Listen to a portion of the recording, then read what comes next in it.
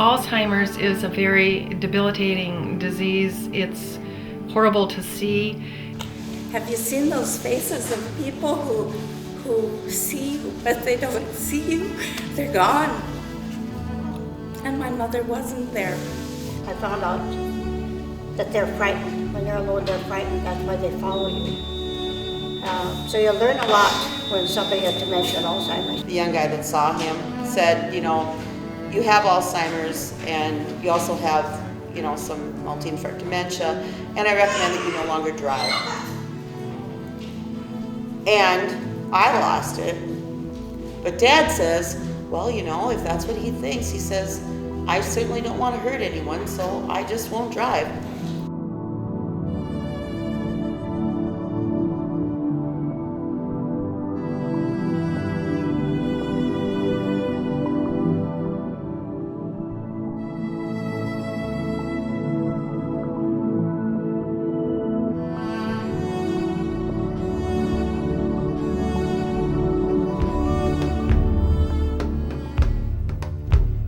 All of a sudden, Alzheimer's came, and at first we didn't know what it was. I just knew something was wrong. We took her to some doctors in Michigan.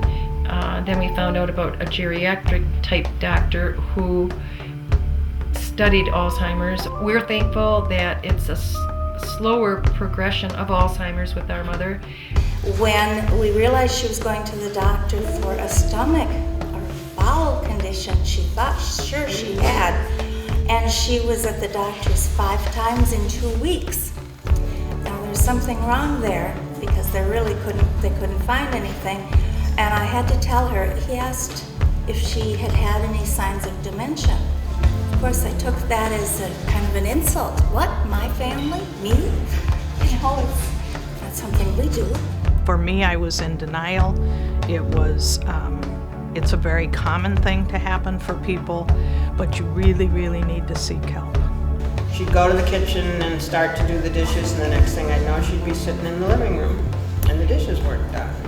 I was really discouraged because she had this little problem and that little problem. She also would never tell me if she was sick.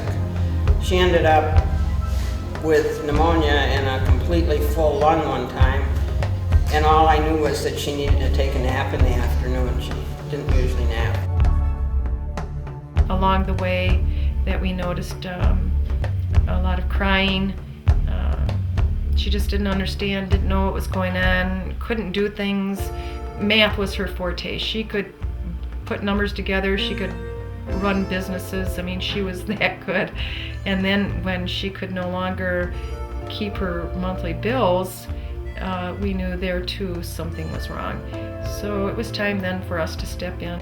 It's not just forgetfulness, we all have moments like that, but it's actually losing pieces of your brain, pieces of yourself. It starts with short-term memory loss, which is really the short-term memory is the ability to, remember. If you say something to me right now, it's my ability to remember it or learn something new.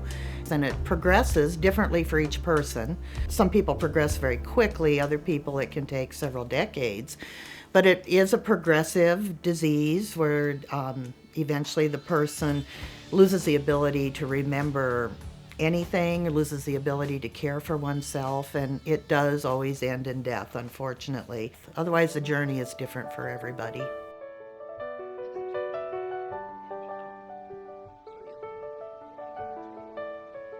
Sat down. Mm-hmm. Oh, you sat down now, Mother. You sat down I now. want to go now. Yeah, we'll go and make more. It's burning. No, so there's nothing hot. burning, Mother. There's nothing burning.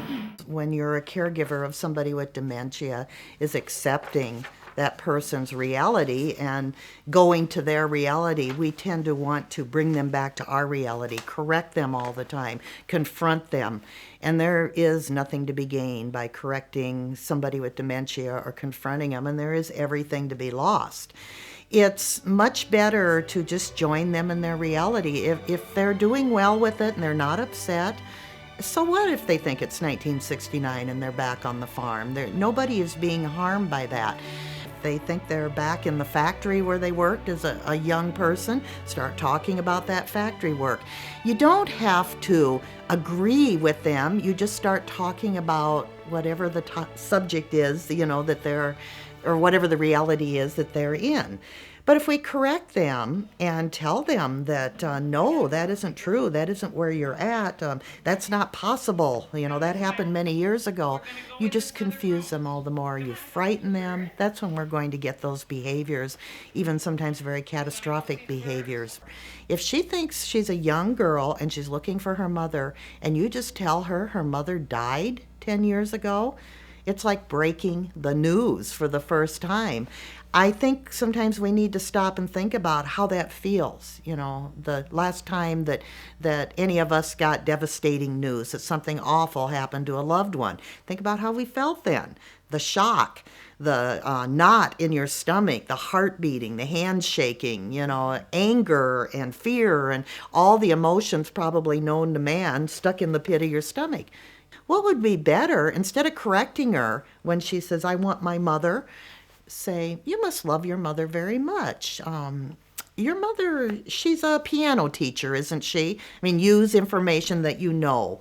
And pretty soon you're talking about piano lessons. And then you're talking about rock and roll music and how crazy the kids are nowadays. And then you're talking about Elvis Presley. And before you know it, you're at the county fair riding the merry-go-round. And in a few minutes, you're cruising down the Mississippi on a riverboat. You just distract them away from that topic. She's upset she can't find her mother. You just agreed with her. You talk about her mother. You gradually distract to another topic until she's so far away from that. You worked at Montgomery Ward's, didn't you? Did you work at Montgomery Ward's? Sure. Oh, tell me about it. Did you work there? I worked at Sears. Oh, Tell me about it. well, Montgomery Ward's is fine. Huh? How long did you work? Well, I only came in for the holiday, just as a vacation. Oh. So then you got to buy lots of fun things too, right? Oh, I could buy whatever I want. Well, I've always had it in my father works there. He works up in Maine, he's a traffic manager in the main office. Oh. Up there. Mary, do you want to sit in your chair right here? No, I want to go home. You want to go home? Okay, we just made supper though. Okay. Oh, you want to stay for a little bit? We just made supper. That's great. Thank you. Okay. Yeah. Alarm. We'll go sit down for a little bit. When someone's looking for their mother or wanting to go home, mother and home oftentimes to most of us means comfort, safety. For my mother anyway, home, that's what she has wanted ever since the accident, and it's not home anymore because you ask them about their home. For a while, I thought, well, maybe she was going to tell me about the home she grew up in, but I think home is a feeling, a comfort. I was in control. I want home the way it was, before the accident. I want to go home. I want everything to go away.